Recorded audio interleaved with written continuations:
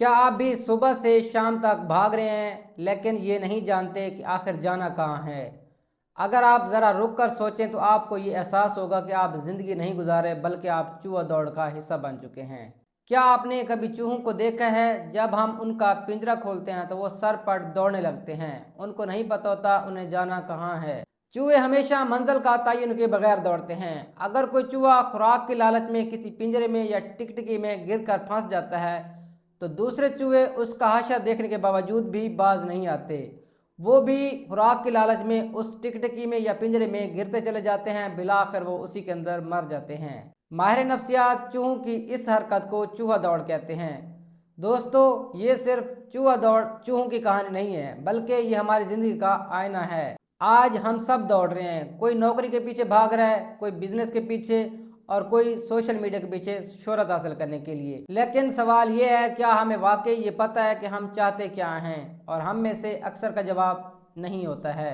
हमने बस लोगों को देखा और उनकी नकल शुरू कर दी। आपने अक्सर देखा होगा, जब इंसान नौकरी शुरू करता है तो उसकी तनख्वाह 30,000 होती है। वो चाहता है उसकी तनख्वाह 50,000 हो जाए, फिर 80,000, फिर 1 लाख, फिर 1,50,000 तक। लेकिन हैरत की बात यह है, उसकी ज़िंदगी नहीं बदलती, सिर्फ उसके अखराजात बदल रहे होते हैं। नई गाड़ी, नया मोबाइल और महंगा घर, और फिर वो पहले से भी ज़्यादा परेशान हो जाता है। और यही है चूहा दौड़ ट्रैप। यहाँ पर असल मसला क्या है? असल मसला पैसे नहीं है बल्कि असल मसला ये है कि बगैर मकसद के दौड़ना।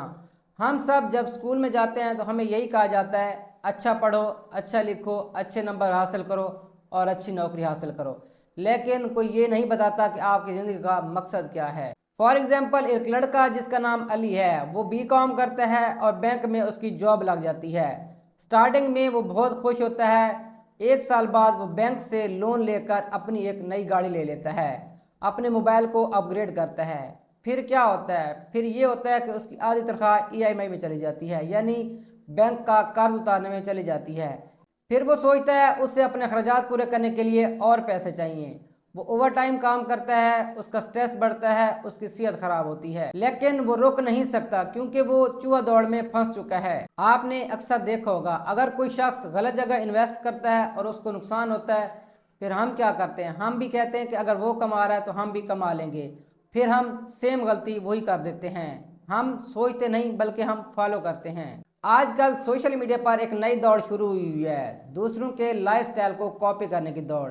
जब भी इंस्टाग्राम खोलो, हर शख्स अमीर नज़र आ रहा होता है, हर बंदा कामयाब नज़र आ रहा होता है। फिर हम भी उसी लाइफस्टाइल को कॉपी करना शुरू कर देते हैं।